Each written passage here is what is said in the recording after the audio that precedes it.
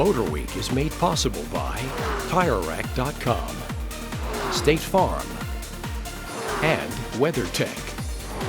While the Giulia sedan did a lot to cement Alfa Romeo's place in the Euro luxury sport market here, these days no brand can really compete stateside without an SUV.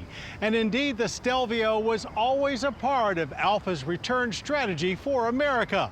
So let's take a look at this upstart utility and find out if more familiar European brands should be getting a little nervous.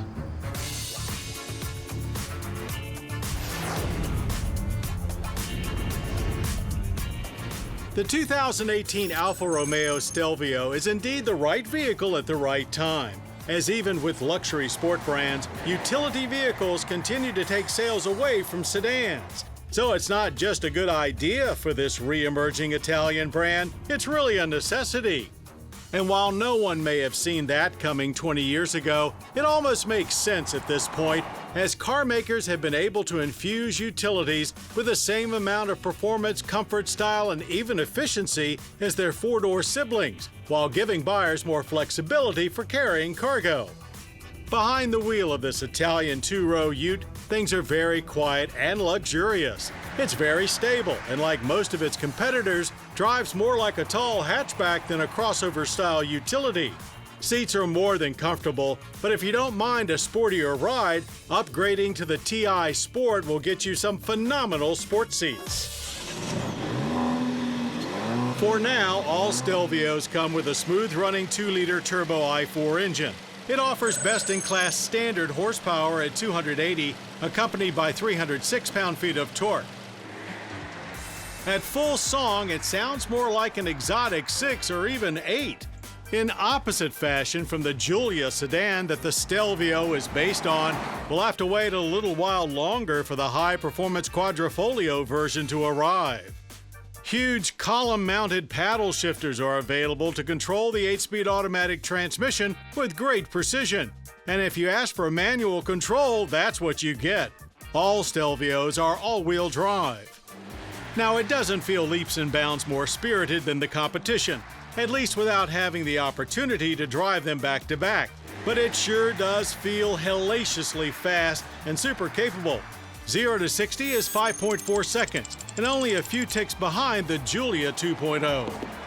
Like Giulia, there's a DNA drive mode selector. Leave it in dynamic for the best results, and you won't find the ride harsh at all. Steering is quick, it feels planted, and just right with loads of grip for cornering.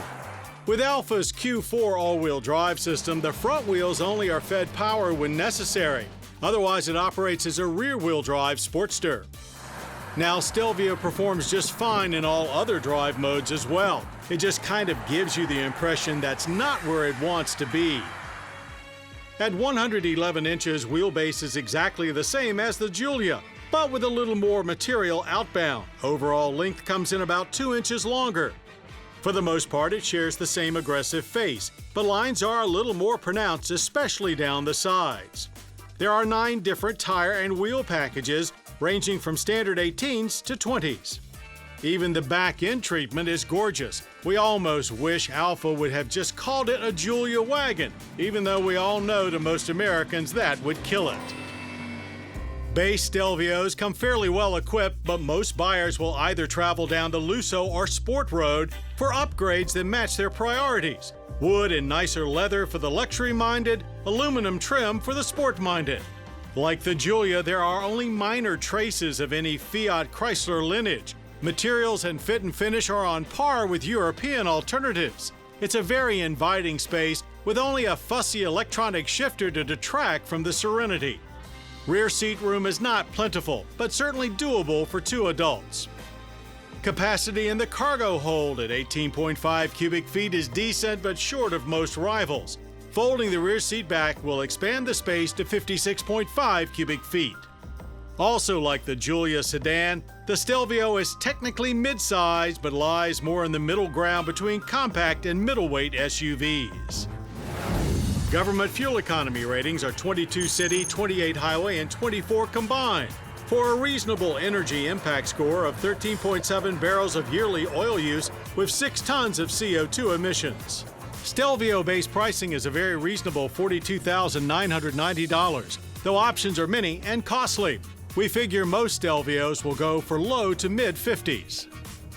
According to the folks at Alfa, there was no point in adding yet another utility vehicle into a congested pool full of very nice import and domestic branded luxury crossovers, unless it was the most powerful, highest performing vehicle in its class. The 2018 Alfa Romeo Stelvio is just that. It's a fabulous effort. So Alfa's biggest challenge will be getting butts in seats to try it out. Once they do, Stelvio will sell itself.